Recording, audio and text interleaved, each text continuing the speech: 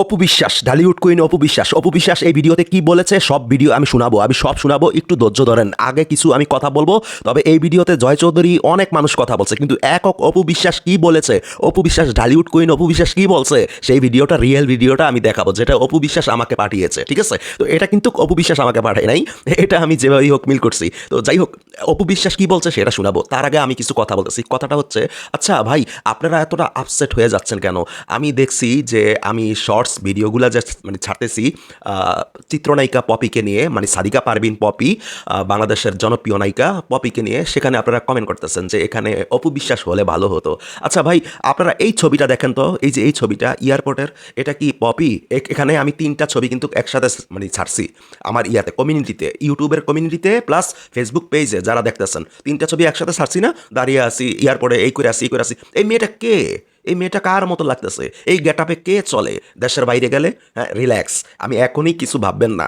আরে ভাই, যার জন্য সিনেমা তৈরি হইতেছে সে সিনেমাতে থাকবে না, এমন কোনো কথা হলো? আরেকটা কথা গুরুত্বপূর্ণ, যেটা হচ্ছে তারপরই আমি অপু বিশ্বাসের কথাগুলো শোনাবো যে অপু বিশ্বাস কি বলছে। আচ্ছা, অঞ্জলি সাথী নামে একটা মেয়ে আছে যে কিনা অপু বিশ্বাসকে নিয়ে কন্টেন্ট বানায়, আবার পার্ট 2 পার্ট 3 পার্ট 1 এরকম করে ভিউ কামায়। ঠিক আছে, অঞ্জলি সাথী অপু বিশ্বাসের নামে প্রশংসাই করে। তো সে একটা মানে অবাস্তব কথা বলছে গতকালকে একটা ভিডিওতে, যে শাকিব খান নাকি আমেরিকাতে যাবে, অথচ শাকিব ভাই আরো 12-13 দিন আগে আমেরিকাতে চলে গেছে। সে এসব অবাস্তব কথা কিভাবে বলে? আর আপনারা এর আগের ভিডিওতে বলছেন যে অপু বিশ্বাস নাকি ভোট দেয় নাই। ভাই, অপু বিশ্বাস ভোট দিছে। কিভাবে দিছে জানেন? আমি বলতেছি, অপু বিশ্বাস কিন্তু দেশের বাইরে থেকে আসছে যেদিন এই প্রোগ্রামটা হইছে, এই প্রোগ্রামে শিল্পী সমিতির ভোট চাইলে তার অ্যাসিস্ট্যান্ট বা তার মানে গাড়ির ড্রাইভার গিয়ে দিতে পারে। ঠিক আছে, সাকিব মেগাস্টার সাকিব খানও ভোট দিছে, অপু বিশ্বাসও ভোট দিছে। এবার অপু বিশ্বাস কি বলে চলুন শুনি আমরা। ভিডিও স্টার্ট করে একটু বলো। হ্যাঁ, রেডি। কংগ্রেচুলেশনস ভাই, জয় ভাই, থ্যাংক ইউ সো মাচ। আপনারা আর্টিস্টদের জন্য অনেক কষ্ট করেন, আপনারা সেটা রেজাল্ট পেয়েছেন। জাস্ট আমাদের জন্য দোয়া করবেন। আর আমি মন থেকে চাই, আমি অনেক বছর ধরে কাজ করছি, শিল্পী সমিতি হচ্ছে অবশ্যই আমার অনেক প্রাণের একটা জায়গা, আর সেখানে আমাদের সভাপতি সেক্রেটারি আছে, তাদের অনেক দায়িত্ব।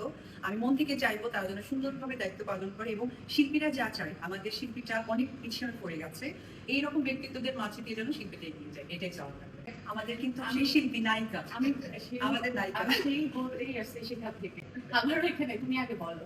ও তুমি বলছো তো? হ্যাঁ, আমি বলবো যে যেহেতু আমাদের সভাপতি সেক্রেটারি এখানে আছেন, শিল্পীদের কল্যাণ বয়ে নেই এমন সব কাজ করার জন্য, যেন শিল্পীরা নেক্সট টাইম আমরা আবারও তাদেরকে দেখতে চাই, যেন শিল্পীদের মনে প্রাণে তারা থাকে।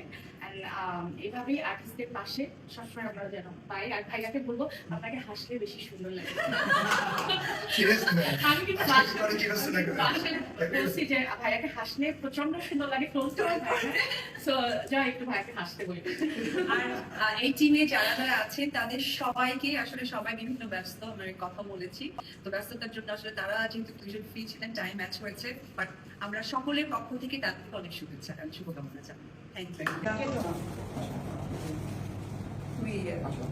কাকে খাওয়াই দিব? পুরো জীবন অর্ধেক বুঝতে পারছি, একটু ভিডিও করি। কংগ্রেচুলেশন, আমার খুব পছন্দের একজন মানুষ জয়, ভেরি কংগ্রেচুলেশন।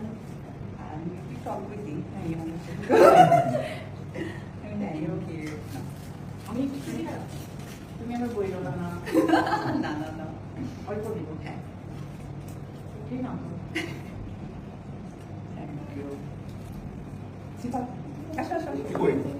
ওখানে অল্প দিলাম। ঠিক কাটবেন না? সে এত কষ্ট করছে পুরো আমার জন্য থ্যাংক ইউ সো